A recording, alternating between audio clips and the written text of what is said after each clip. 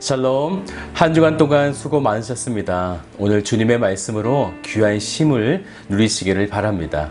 다 같이 기도하겠습니다.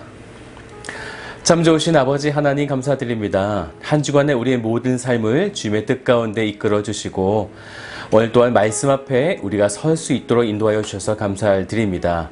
말씀이 우리 삶 가운데 적용되게 하시고 또 말씀에 순종할 수 있는 우리 모두가 되도록 주님께서 인도하여 주옵소서. 감사드리며 살아계신 예수 그리스도의 이름으로 기도드립니다. 아멘.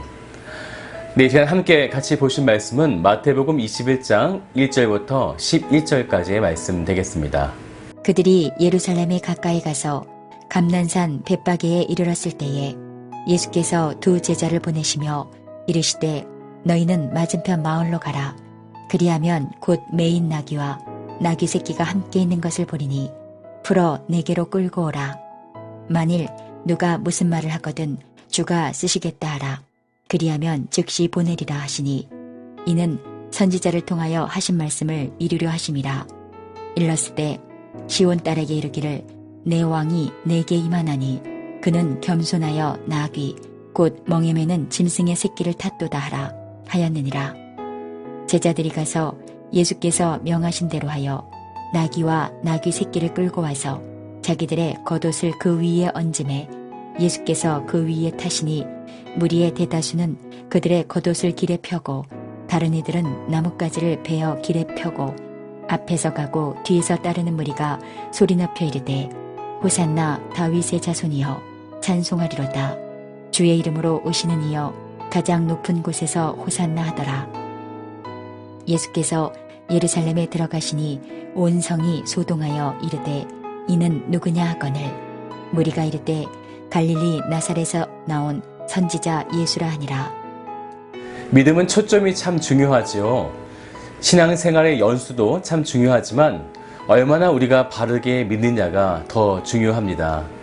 믿음의 형성 과정을 보면 과거에 대한 믿음들을 기억하면서 가지게 되는 과거로부터 시작되는 믿음이 있고요. 또 현재 내가 누리고 있는 것에 대한 현재적 믿음이 있을 수가 있습니다. 그리고 하나님이 앞날에 하실 것이라는 소망을 가지는 미래적인 믿음이 있을 수가 있겠죠. 그래서 믿음이라는 것은 과거와 현재, 미래가 서로 공존해 있는 것이 참 좋은 믿음이 될 것입니다.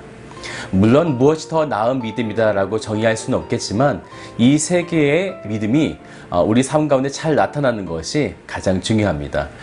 그렇다면 여러분의 삶 가운데에 어떠한 믿음이 큰 영향을 미치고 있습니까? 아무래도 우리가 경험했던 과거에 행하셨던 것을 내가 믿는 믿음이 좀 더 강하지 않을까 생각해 봅니다. 왜냐하면 이러한 믿음의 토대가 우리의 믿음의 방식을 형성하기 때문이죠. 그 중에는 좋은 선한 영향력을 미치는 것도 있지만 예전의 믿음 형성 방식이 혹시나 어린이와 같은 방식이었다면 여전히 장성했음에도 그 방법을 추구할 수가 있기 때문입니다. 여러분의 믿음의 형성 방식은 어떠세요? 과거, 현재, 미래 세 가지를 다 공존하게 누리시기를 주님의 이름으로 축복합니다. 제가 오늘 믿음의 형성 방식에 대해 먼저 말씀드린 이유가 있습니다. 오늘 예수님께서 이제 하나님께서 계획하신 뜻을 마침내 완성하시기 위해서 예루살렘에 입성하시게 되죠. 그런데 이를 바라보는 많은 유대인들의 믿음의 모습이 본인들의 믿음의 형성 방식에 따라서 바뀌어가는 그런 모습들이 일어나고 있기 때문입니다. 예수님의 사역 방식은요, 이미 예언된 말씀을 성취해 가시는 방식을 취하시죠. 4절 말씀을 보시겠어요? 이는 선자를 통하여 하신 말씀을 이루려 하심이라. 네, 그렇다면 예수님의 사역 방식은 어떠한 것이죠? 과거의 선지자들을 통해 이미 선포하신 예언을 이루는 방식을 통해서 현재와 미래의 모든 일들을 이루신다는 선포의 방식을 사용하고 계십니다. 그러면 어떤 예언이었을까요? 2절 말씀을 함께 보시겠어요? 마을로 가서 나귀와 나귀 새끼가 있으니 그것을 풀어서 가져오라 라는 것이었어요. 그러면 그 땅에 있는 사람이 그 나귀를 풀어서 줄 것이다 라는 것이었습니다. 여기에는요, 두 가지의 예언이 들어 있습니다. 5절에 나오는 딸 시온으로 묘사된 예루살렘에게 구원자가 오신다는 이사야의 예언과 또 오시는 왕이 겸손해서 나귀를 타신다라고 하는 스가랴의 예언이 중첩되어 나오고 있습니다. 그런데 이러한 과거에 있었던 예언이 선포되고 현재적으로 예수님이 행하시고 또한 미래에 그들을 구원하시겠다고 하는 이 믿음의 방식에 사람들은 동의했습니다. 그래서 그들은 외치죠. 9절 말씀을 보시겠어요? 어떤 단어가 나옵니까? 바로 호산나라고 이렇게 말씀이 나오죠. 호산나라는 뜻은요, 구원하소서라는 뜻입니다. 예수님이 하나님의 메시아임을 선포하며 그들은 호산나를 외치고 있었던 것입니다. 여기까지 예수님과 유대인들과 믿음의 방식이 잘 맞아가고 있지요. 그렇다면 생각해 보세요. 과거에 하나님이 많은 선지자들을 통해서 예언하셨던 예언이 지금 현재적으로 일어나고 있고, 이들은 미래에 구원하시겠다고 하는 이상적인 모든 조건들을 다 갖추었는데 왜 문제가 일어났을까요? 왜 이들이 예수님이 십자가에 달리실 때 예수님을 다 버리고 그렇게 떠나가게 되었을까요? 분명한 그들을 구원하신다는 믿음이 있었음에도 불구하고요, 전혀 문제될 것 없어 보이는데 도대체 무엇이 문제였을까요? 하나님께서 그들을 구원하시겠다고 하신 하나님의 뜻과 방법을 그들이 잘 모르고 있었기 때문입니다. 그들이 생각하는 구원의 방식은 어떠했죠? 그들은 현재 그들이 당하고 있는 육신의 구원을 생각했던 것이죠. 그것은 이제 만왕의 왕이신 메시아를 통해서 우리를 압제하는 로마로부터 전쟁과 승리를 우리들에게 줄 것이다. 그래서 우리를 구원할 것이다 라는 것이었어요. 이제 우리는 이곳에 살면서 태평성대를 누릴 것이다 라고 하는 믿음이었습니다. 그들은 호산나, 구원하소서라는 믿음으로 선포했지만 하나님은요, 하나님이 사탄의 권세로부터 영원한 생명을 주시겠다라고 하는 미래적인 완전한 구원을 바라보지 못했던 것입니다. 왜 그랬을까요? 그것이 그들이 이미 구원받았다고 착각했기 때문입니다.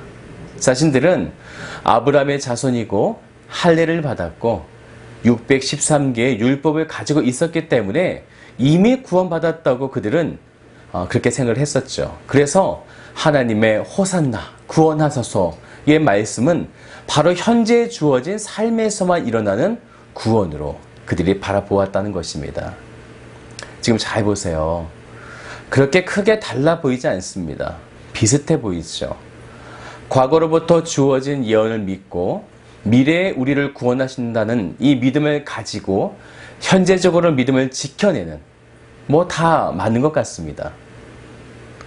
하지만 하나님이 하시는 것과 우리가 생각하는 것과 완전히 달랐다는 것입니다. 사랑하는 여러분, 그래서 우리는 매일의 삶 속에서 하나님의 뜻을 구해야 하는 것이 중요합니다. 혹시 내가 과거의 잘못된 믿음의 습관에 따른 오늘의 고백을 하고 있지는 않은지, 아니면 미래에 대한 영원한 구원이 아닌 눈에 보이는 현실의 삶에서의 해결을 위한 구원인지, 여러분의 믿음의 형성 방식은 어떠한가요? 하나님의 뜻을 잘 분별하시기를 바랍니다.